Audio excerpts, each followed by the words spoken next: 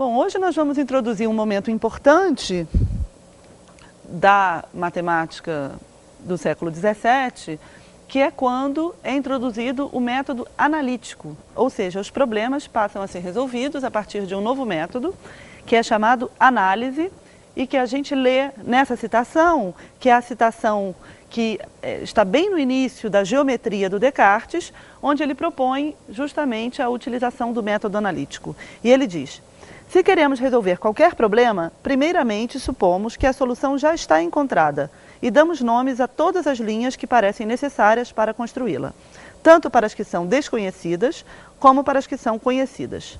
Em seguida, sem fazer distinção entre linhas conhecidas e desconhecidas, devemos percorrer a dificuldade da maneira mais natural possível, mostrando as relações entre essas linhas, até que seja possível expressar uma única quantidade de dois modos. A isso chamamos uma equação, uma vez que os termos de uma dessas duas expressões são iguais aos termos da outra. Bem, nós vemos nessa citação que o método analítico, como a gente já tinha visto em Viette, supõe que a gente considere como conhecida uma quantidade desconhecida e possa operar com as quantidades desconhecidas do mesmo modo como a gente opera com as quantidades conhecidas. E isso que nos permite escrever uma equação. Então, no século XVII, esse método ganha uma repercussão muito grande, porque é um método visto por muitos como capaz de substituir os métodos da geometria euclidiana, os métodos sintéticos, que são métodos que não expõem, que não deixam os aprendizes, os alunos, os matemáticos, conhecerem o caminho da descoberta, ou seja, são métodos que privilegiam o caminho da justificação, mas que escondem o caminho da descoberta. Esse ponto de vista é muito claro, por exemplo, em alguns trabalhos de Arnaud, um matemático do século XVII, que propôs uma lógica, que propôs um novo método para a geometria, e que ele diz exatamente isso, né? O que isso quer dizer? Então, por exemplo, vamos pegar um exemplo típico da geometria euclidiana, um exemplo importante, né, em que se trata justamente de encontrar a quadratura, né, um quadrado cuja área seja igual à área de um retângulo. Então, suponhamos que a gente tenha um retângulo. Então, a gente pode traçar com um compasso, estender esse lado, de modo que esse segmento tenha um tamanho igual a esse lado do retângulo. Então, agora, nós temos um segmento de reta dividido em duas partes desiguais. E eu vou também achar o ponto médio desse segmento. Então, é um segmento dividido em duas partes desiguais e em duas partes iguais. Né? As desiguais seriam essas e as iguais seriam essas. E pela proposição 2.5, que nós já falamos sobre ela na aula sobre Euclides, nós sabemos que essa figura satisfaz uma certa configuração geométrica, que não vem ao caso aqui, mas que nos permite deduzir o seguinte, que se nós traçamos uma circunferência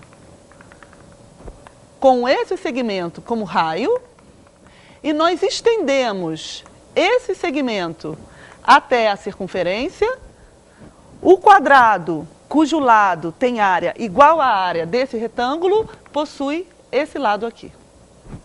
Tá? Então, esse seria o lado do quadrado cuja área é igual à área desse retângulo. Isso pode ser demonstrado através da proposição 2.5, como a gente falou, mas fica uma pergunta: como é que eles sabem? Né? Ou seja, é verdade, mas como é que eles chegaram a esse resultado? Então, essa era uma pergunta que os matemáticos do século XVII faziam. Como os matemáticos gregos chegavam às suas descobertas, aos seus resultados que pareciam cair do céu? Então, alguns chegaram a postular a hipótese, que a gente não sabe se confirma historicamente ou não, que o método da descoberta teria sido um método analítico, ou seja, justamente esse método que pressupõe conhecidas quantidades ou grandezas desconhecidas e opera com elas como se elas fossem conhecidas, e que depois, então, os resultados seriam somente demonstrados por métodos sintéticos. Né? Então, essa é uma hipótese bastante controversa e muito pesquisada, de vários pontos de vista históricos diferentes, mas o fato é que o método analítico ganhou grande repercussão no século XVII, justamente porque ele permitia evidenciar, tornar claro o caminho da descoberta, sobretudo quando o método analítico foi associado à álgebra. Nós já vimos que isso já acontecia em Viet, né, em que o método analítico ele passou a ser utilizado utilizando uma ferramenta poderosa que é a ferramenta da álgebra.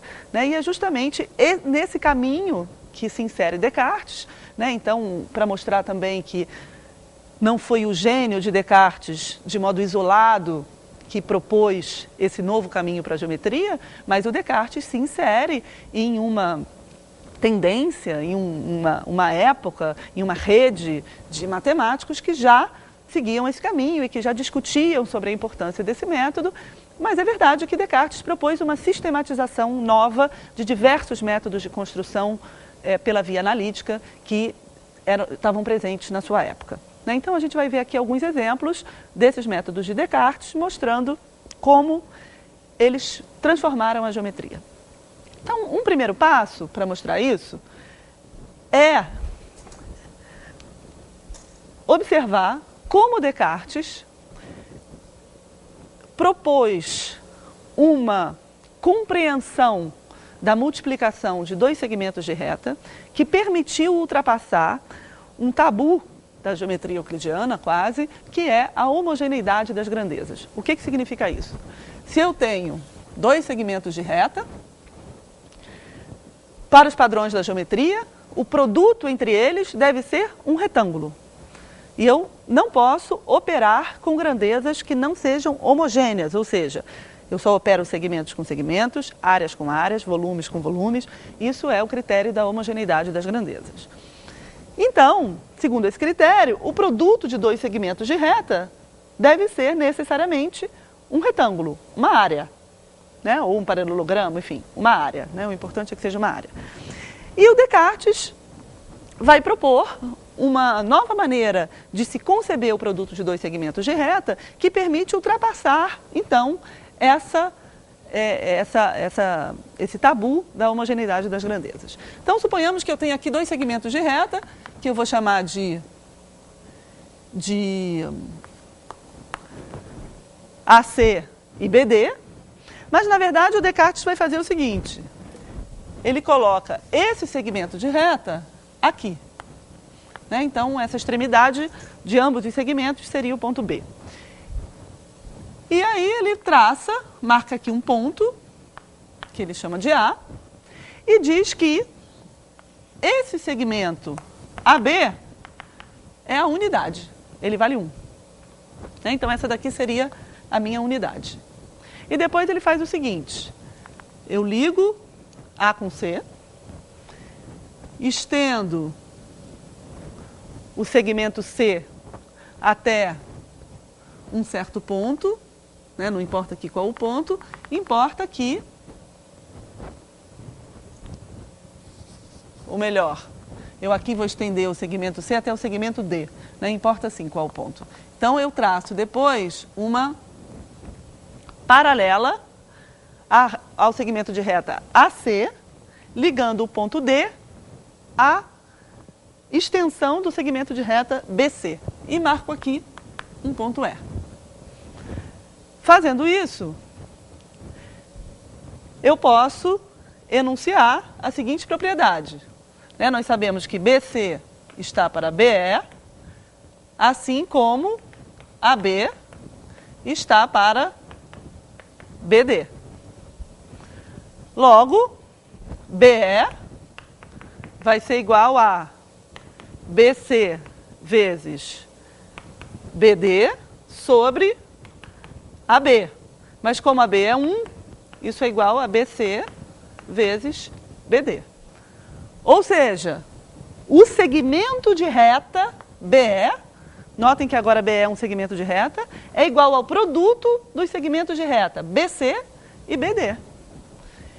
Então, a partir dessa construção, ou seja, a partir da consideração, da suposição de que AB vale 1, é uma unidade de medida, eu posso conceber o segmento de reta BE como produto de dois segmentos de reta. Tá? E agora, o produto de dois segmentos de reta é um segmento de reta.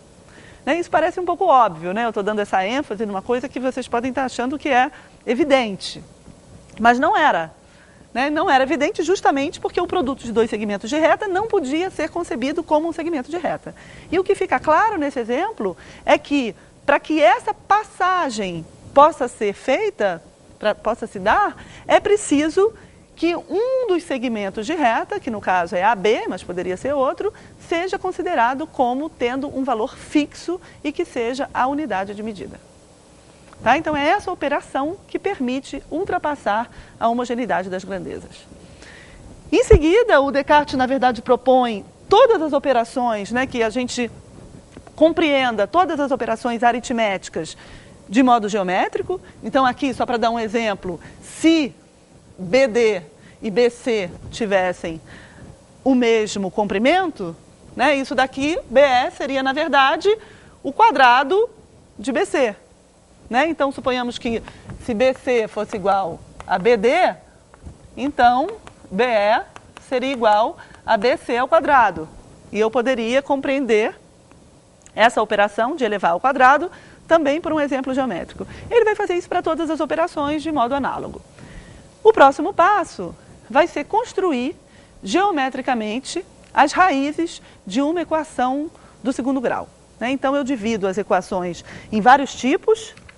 Na verdade, essa subdivisão em tipos, ela se dá porque eu ainda não concebia coeficientes negativos.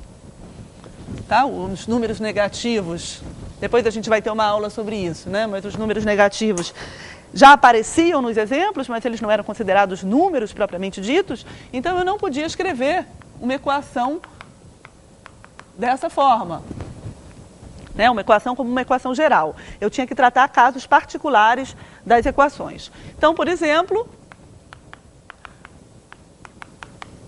Descartes vai propor, para cada tipo de equação, a gente vai ver o exemplo para esse, mas para os outros é análogo, uma construção geométrica que nos permita enxergar geometricamente a solução da equação. Tá? Então, o tempo todo o que a gente está vendo aqui é esse paralelismo entre uma equação ou uma operação aritmética, ou seja, entre um dado algébrico e uma construção geométrica correspondente. Tá? Isso vai caracterizar exatamente a transformação da geometria que está sendo operada nessa época de Descartes e que vai dar origem à geometria analítica, né? Aquilo que a gente conhece como geometria analítica, que é justamente uma maneira de trabalhar os problemas geométricos usando a álgebra. Né, usando a ferramenta analítica, mas pela via algébrica. Bom, então, como é que ele constrói a solução? Né? Ele quer construir a solução Z dessa equação geometricamente. Então, como é que ele vai fazer? Primeiro, ele constrói um triângulo chamado NLM, tal que LM seja igual a B e NL seja igual a A sobre 2. E aí o Descartes vai dizer o seguinte, que se eu prolongo esse segmento de reta até um ponto O, tal que NO também vale A sobre 2, então OM é a solução da equação. OM é Z. Então ele faz essa construção afirmando que Z é o segmento OM. Bom, em seguida é preciso demonstrar, né, ao modo da geometria euclidiana. A gente está vendo aqui que é um tipo de raciocínio bastante geométrico. Bom, para demonstrar isso, ele vai fazer o seguinte. Eu traço uma circunferência aqui. Eu traço uma circunferência. Como eu sei que a distância entre ON e NL é igual a A sobre 2, eu traço uma circunferência de raio A sobre 2. Essa circunferência intercepta esse ponto, mas ela vem por aqui e intercepta um ponto qualquer aqui entre N e M, tá? Que é um ponto que eu vou chamar de P. Eu sei que isso daqui também vale A sobre 2. Tá? Bom, em seguida, ele vai utilizar o seguinte resultado. Eu tenho aqui um triângulo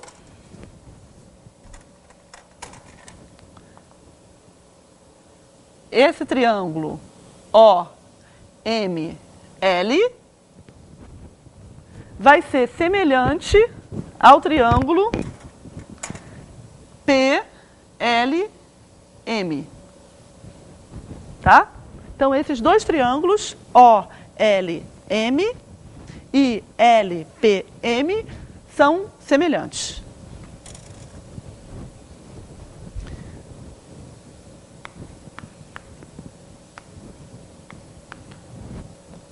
OLM é semelhante ao triângulo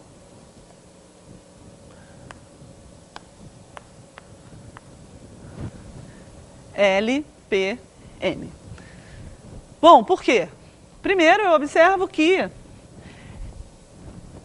esse ângulo é igual a esse ângulo. Então, esse ângulo é igual a esse ângulo. Por quê? Porque são ângulos que delimitam o mesmo arco de circunferência, que seria esse arco aqui. Bom, então se esses ângulos são iguais e esse ângulo é comum aos dois, então eles são semelhantes, tá? Porque o ângulo MOL é igual a PLM. Tá? Como esses ângulos são iguais e esse ângulo é comum, então os triângulos são semelhantes. Então isso nos permite escrever o seguinte, que OM está para LM, assim como LM está para PM. Né? Porque eles são semelhantes. Né? Então, OM está para LM, assim como LM, que é agora a hipotenusa desse triângulo, está para PM. Bom, então aqui eu posso escrever OM vezes PM igual a LM ao quadrado. Só que LM foi construído para ser B, né? Então agora nós temos que OM vezes PM é igual a B ao quadrado. Ora, como é que a gente pode demonstrar então que Z é OM? Basta observar que se eu faço Z igual a OM, então PM vai ser igual a, isso daqui é A sobre 2, isso é A sobre 2, né? Então seria Z menos A. Então agora substituindo isso aqui, Z vezes Z menos A igual a B ao quadrado, que é exatamente essa equação. Ou seja, nós mostramos que, fazendo essa construção geométrica, OM é o segmento que satisfaz essa equação. Tá? Então, OM seria igual a Z. E isso nos permite construir geometricamente a solução dessa equação do segundo grau. Ele vai fazer isso para todos os tipos de equação do segundo grau, de forma análoga, mas com construções geométricas diferentes. E a gente vai ver como essas construções são importantes para que ele possa propor um novo tipo de geometria, um novo modo de se conceber as construções geométricas. Bom, então nós vamos ver como Descartes propõe a utilização de um sistema de coordenadas na resolução de um problema geométrico, que é um problema clássico, muito famoso na época, chamado problema de Pappus, né, que tinha sido já trabalhado por Pappus de Alexandria. Então o problema é o seguinte, consideremos nessa figura que nós temos 4 retas dadas em posição e em ângulo. Né? Então essas retas são dadas, esses ângulos são dados.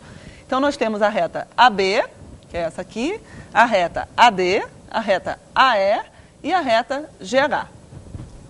E o problema consiste em encontrar o lugar geométrico dos pontos C, que fazem ângulos dados com essas retas, ou seja, os ângulos CBA, CDA, CFE ou CHG são dados, e tal que esses segmentos de reta, CB, CF, CD e CH, satisfaçam uma relação desse tipo. Por exemplo, CF vezes CD é igual a uma certa constante, é proporcional, a CH vezes CB. Então, problemas desse tipo são chamados problemas de papos. Não necessariamente com 4 retas, não necessariamente com essa relação de proporcionalidade entre os segmentos. Eu poderia ter 3, poderia ter 5 retas. O importante é que a multiplicação de alguns desses segmentos é proporcional ao produto dos outros segmentos que restam. Tá? Então, aqui eu estou dando esse exemplo, mas poderia ser eu ter uma relação de proporcionalidade diferente. Por exemplo, CD vezes CH é proporcional a CF vezes CB, ou se eu tivesse mais retas, eu teria mais segmentos. Se eu tivesse 3 retas, eu poderia ter que CF vezes CD igual a K vezes o quadrado de um desses segmentos. Então, eu poderia ter outras relações, mas qualquer problema desse tipo, que consiste em encontrar o lugar geométrico do ponto C satisfazendo uma relação desse tipo, é um problema de papos. Bom, e a gente vai ver como Descartes resolveu esse problema. Né? Primeiro, ele diz o seguinte, eu vou ler uma frase do Descartes que é bastante esclarecedora a esse respeito. Ele diz o seguinte: como na figura há muitas linhas, para simplificar o problema, considero uma das linhas dadas e outra a ser traçada, por exemplo, AB e BC. Então, uma das linhas dadas e outra a ser traçada, AB e BC, como linhas principais, às quais tentarei referir todas as outras. Chamo o segmento de linha AB entre A e B de X e BC de Y. Então, ele vai chamar esse segmento de X entre A e B e BC de Y. Ora, o que ele está fazendo aqui?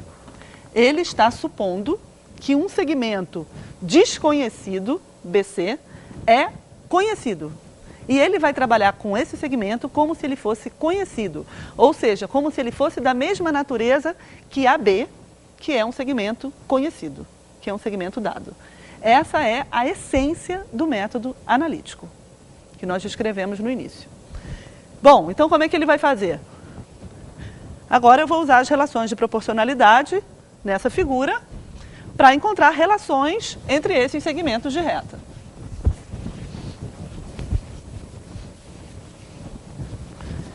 Então, suponhamos que a gente tenha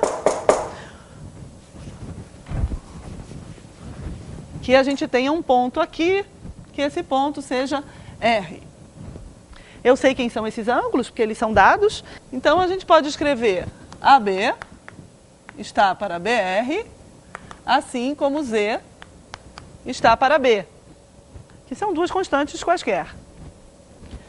Bom, a partir daqui, eu sei que BR vai ser igual a BX sobre Z, né? Porque eu sei que AB é X, pela suposição que ele faz no início. Bom, agora nós sabemos que CR, pela figura, se B está entre C e R, como na figura, CR vai ser igual a CB mais BR, que vai ser igual a Y mais BX sobre Z. Então, esse segmento CR é Y mais BX sobre Z. E agora eu vou usar isso para encontrar quem é CD. Porque, de novo, esse triângulo CDR tem os ângulos dados. Né? Então, eu posso escrever CD sobre CR como sendo uma constante, que eu posso supor que é a mesma constante Z, né? Porque isso aqui é um número qualquer, eu posso supor que é a mesma constante Z, sobre uma outra constante C. Né? Como C é uma constante qualquer, eu posso supor que é CZ. Então, agora a gente pode escrever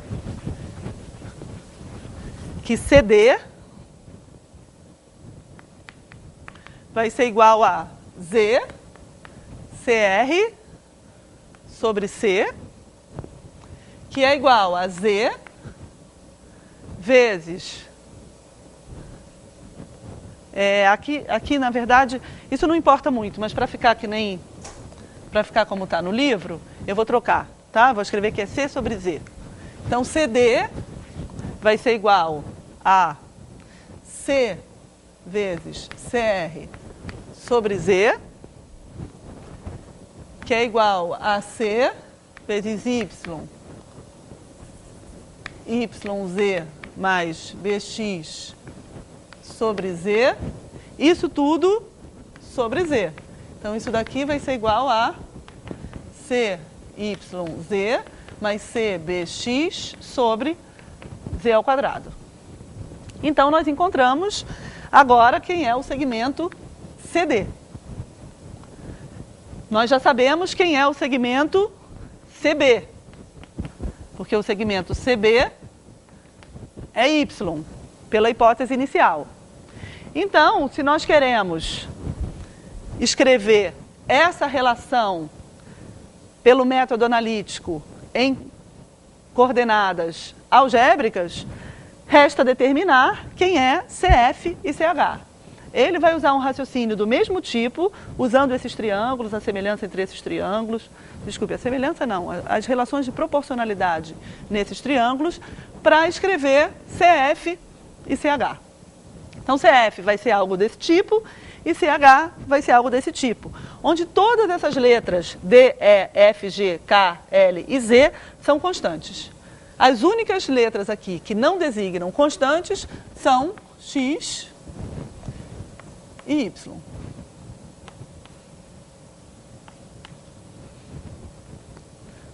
Bom, fazendo isso, ele pode escrever agora essa relação em aquilo que a gente passa a chamar, nesse momento, de coordenadas. Então, o que ele escreve?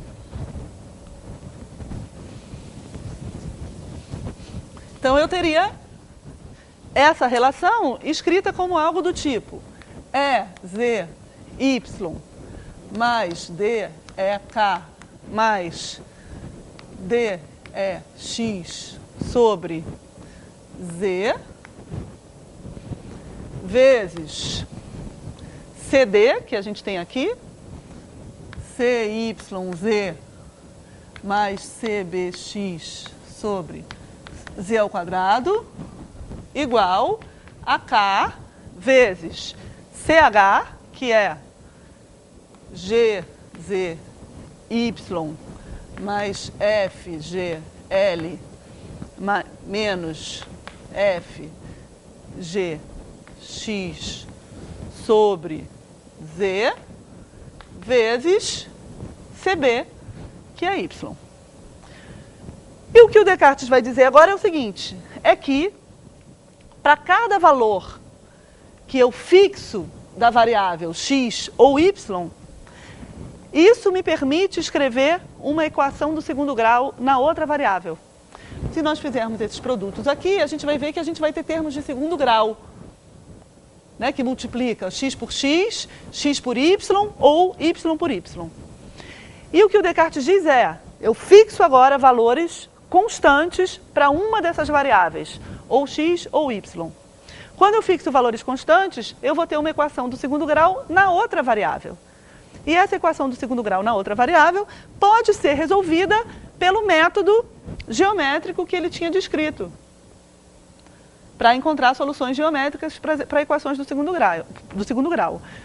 Então, o Descartes vai afirmar o seguinte, que as técnicas, os métodos de construção que devem ser admitidos em geometria, devem ser expandidos. Ou seja, eu não admito mais somente construções com régua e compasso, eu devo admitir construções por técnicas desse tipo, que são técnicas que envolvem curvas de um grau qualquer, né? São curvas polinomiais, né? São funções polinomiais. Eu estou fazendo um abuso de linguagem aqui, de usar a palavra função, não posso usar função nessa época, porque ela não tem esse sentido, mas são curvas, né? São equações polinomiais que me permitem construir soluções para problemas geométricos. Então, os métodos de construção da geometria, admitidos como válidos, têm que ultrapassar os limites euclidianos e têm que englobar, por que não, todos os métodos que podem ser reduzidos à construção de soluções de equações desse tipo, que podem ter grau 2 ou podem ter grau maior. Então, assim, o Descartes está propondo que a geometria ganha um novo sentido, ainda muito próximo da construção, né, dessa ideia de construção, ou seja, de que as soluções de um problema geométrico devem ser construídos, mas o tipo de construção que ele está propondo que seja admitida como válida ultrapassa os instrumentos euclidianos e deve poder incluir essas curvas, né, ou seja, essas equações. Bom, com isso ele faz inclusive uma classificação dos problemas geométricos segundo o grau das equações. A gente viu aqui um exemplo em que a construção passa pela solução de equações quadráticas, né, de equações do segundo grau, mas isso pode ser feito para um grau qualquer. Uma outra observação importante aqui é que o sistema de coordenadas que ele usou para reduzir a solução do problema a uma equação foi um sistema de coordenadas que não é ortogonal, é um sistema de coordenadas que se adapta a esse problema, e na verdade era assim que era feito. Para cada problema, eles definiam um sistema de coordenadas adaptado àquele problema, que não era necessariamente um sistema de coordenadas único e nem ortogonal. E uma outra observação é que essa ideia de associar um sistema de coordenadas que me permita escrever a solução de um problema geométrico como uma equação, só se impõe na geometria a partir do momento em que eu trato de problemas indeterminados, ou seja, problemas que incluem o que nós chamaríamos hoje de duas variáveis, né? Aqui a gente está vendo que são duas variáveis x e y. Então, são problemas que incluem duas variáveis. Antes de Descartes, na verdade, Viet, por exemplo, tinha todas as ferramentas. Ele já tinha essa associação entre grandezas geométricas e quantidades algébricas que poderia servir para um tratamento de problemas geométricos com coordenadas. No entanto, ele não estava interessado, né? Ele lidava pouco com problemas indeterminados. Ele lidava mais com problemas determinados, ou seja, problemas em que eu tenho somente uma grandeza desconhecida variando. Aqui não, aqui eu tenho duas grandezas desconhecidas variando, x e y, e portanto isso dá lugar a uma curva, né, que é justamente o lugar geométrico dos pontos C. E uma última observação sobre essa proposição de Descartes, que é também muito interessante, é que o Descartes não se preocupa em dizer qual é o lugar geométrico dos pontos C para um problema de Pappus determinado, por exemplo, esse aqui. Ele faz essa construção e ele não usa isso para dizer que o lugar geométrico, então, é uma curva do tipo tal, né? Ele sabe que é uma cônica, o lugar geométrico desses pontos C, mas ele não determina essa cônica a partir dessa construção. Essa construção serve para ele, para que ele possa afirmar a generalidade de um método válido para determinar lugares geométricos quaisquer, em qualquer dados, quaisquer condições iniciais, através do método analítico. Então ele quer afirmar a importância e a utilidade desse método na resolução de problemas geométricos. Isso que vai ser chamado de geometria analítica.